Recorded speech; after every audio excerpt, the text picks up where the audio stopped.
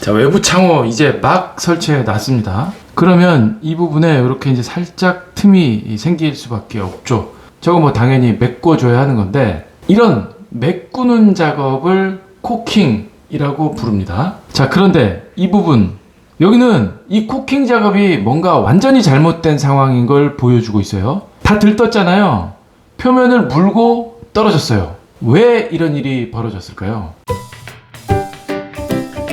결론 먼저 말씀드리면 바탕면이 깨끗하지 못한 상태였기 때문에 저런 일이 발생한 겁니다. 지금 외부 창호의 창틀, 얘를 이제 여기 그 골조 개구부 여기에다 이제 설치하게 될 겁니다. 이렇게 설치하면 사면에 이렇게 설치 유격이 생길 수밖에 없죠. 이 유격은 창 바깥쪽에서 이렇게 쭉 따라가면서 실란트로 메꿔주는 코킹 작업, 이거 지금 해놓은 건데 바로 이 사진에 중요한 답이 있습니다. 지금 골조면에 이면과 이면에 페인트를 칠하지 않았잖아요. 그러니까 1번 창틀 설치, 2번 코킹 작업, 그리고 3번 도장 작업, 이렇게 해야 되는 거거든요. 그러니까 페인트조차 칠해져 있지 않은 깨끗한 골조 바탕면에 코킹 작업을 해야 한다 라는 건데, 아까 그 사진, 여기는 떨어진 코킹면에 이물질이, 이 부분 이물질이 잔뜩 묻어 있어요. 깨끗한 골조면이 아니라 먼지도 잔뜩 있고 코킹이 붙어 있었던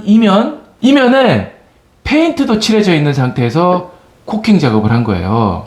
그러니까 페인트와 먼지가 도막층을 이루고 있는 상태에서 딱 달라붙을 수 없는 바탕면 상태에서 코킹을 쌌기 때문에 다 떨어진 거다 라는 얘기죠. 뭐 이렇게 되면 어떻게 됩니까? 여기 빗물 뭐 다 들어갈 거고, 이 위에도 딱 붙어 있다고 장담할 수가 없어요. 이런 빈틈으로 다 비가 오면서 빗물이 들어갈 수밖에 없는 상황인 거죠. 그러니까 외부 샤시 바꾸는 인테리어 하시는 분들 있잖아요. 당연히 코킹도 이렇게 이 부분 새로 쏴야 하는 건데, 골조면에 있는 불순물 제거 당연한 거고, 기존 페인트 막도 그라인더로 싹 갈아내주는 거, 그러니까 깨끗한 골조 바탕면 상태를 유지해 놓고 그 위에 코킹 쏘는 거, 이게 코킹 작업의 제일 기본이 되는 거예요. 이질재 간의 충격에 의한 진동을 잡아주는 역할, 이것도 합니다. 지금 세대 현관문이나 계단실 철문 이런 경우에 닫힐 때 약간 좀 꽝꽝 세게 닫히잖아요. 자, 그런데 이거 설치하는 과정을 보면 이런 식으로 골조로 세대 현관문이 들어가는 개구부 먼저 만들어 놓고, 그리고 거기에 문틀을 설치하게 되는 거거든요. 문틀 주변으로 유격이 있을 수밖에 없어요. 상하 좌우 이렇게 사면에 15mm 정도의 유격을 두도록 그렇게 되어 있습니다. 이 15mm의 틈은 문틀 세우고 나중에 시멘트 몰탈로, 지금 보시면 여기도 이 부분 이렇게 지금 시멘트 몰탈이 채워져 있는 거를 볼 수 있어요. 이렇게 몰탈로 다 채워 넣게 되는데, 이 몰탈이 문 열고 닫으면서 생기는 충격으로 떨어지지 않도록 잡아주는 탄성이 있는 코킹을 저 위에 쏴줘야 된다는 거죠. 이렇게 세대 현관문이 있습니다. 세대 현관문 주변으로 문을 열고 닫고 하면서 충격이 가해질 거잖아요. 그 충격 때문에 떨어질 만한 폭, 요 폭만큼 코킹을 쏴줘서 탈락을 방지해 주는 거죠. 비상계단도 물론 마찬가지예요. 요 폭만큼 이렇게 실리콘, 말랑말랑한 탄성이 있는 실리콘을 쏴줘서. 참고로 문틀 안쪽, 지금 세대 내부에서 찍은 건데, 이 안쪽도 이렇게 코킹을 쭉 쏴줘야 됩니다.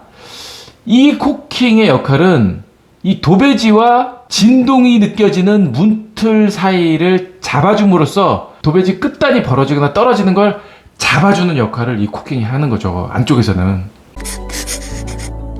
자, 그러면서 코킹은 구조체가 움직이는 곳에도 필요합니다.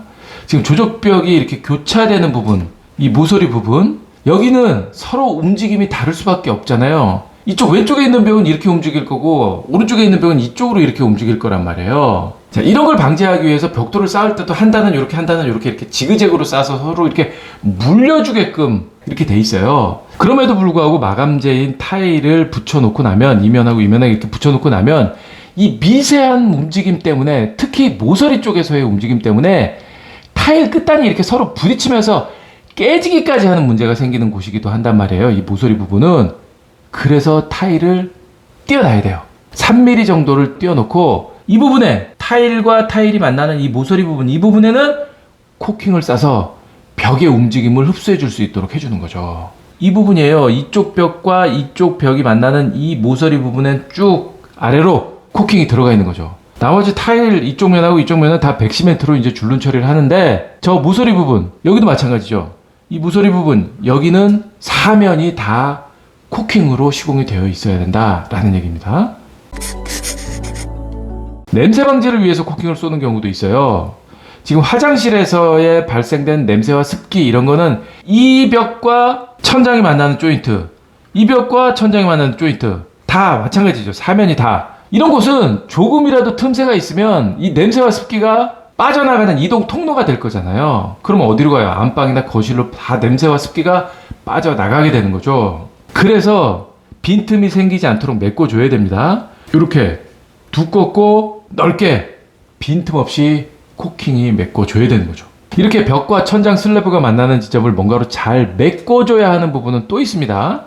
세대 내부에 경량벽체로 시공할 경우에 스터드의 석고보드로 벽을 이렇게 마감하게 되는데 이런 경우 벽체 끝단에 그러니까 천정 슬라브와 만나는 끝단에 틈이 있을 경우 소음 전달의 통로가 되기도 하는 거죠. 그래서 석고보드와 천정이 만나는 이 모서리 부분 여기는 코킹을 이렇게 쭉 쏴줘서 소음이 차단될 수 있도록 해줘야 되는 거죠. 이 밖에도 물이 닿는 부분이 있을 거 아니에요. 여기도 코킹으로 시공을 해야 됩니다. 다용도실이나 욕실이나 안쪽에서 물을 쓰게 될 텐데 물이 튀어서 목재가 상하지 않도록 이 부분, 욕실에서는 이 부분은 코킹으로 쏴줘서 목재 끝단이 불거나 하는 일이 생기지 않도록 해줘야 되는 거죠. 그렇지 않으면 지금 보세요. 여기는 빈틈을 코킹을 쏘지 않고 그냥 놔뒀어요. 이쪽 욕실 내부에서 물이 튀었을 경우에 여기에 물이 그대로 묻어 있는 상태에서 끝단이 불어 터지는 이런 하자가 생길 우려가 충분히 있는 상황이 돼버린 거예요. 욕실 젠다이상부도 그런 차원입니다.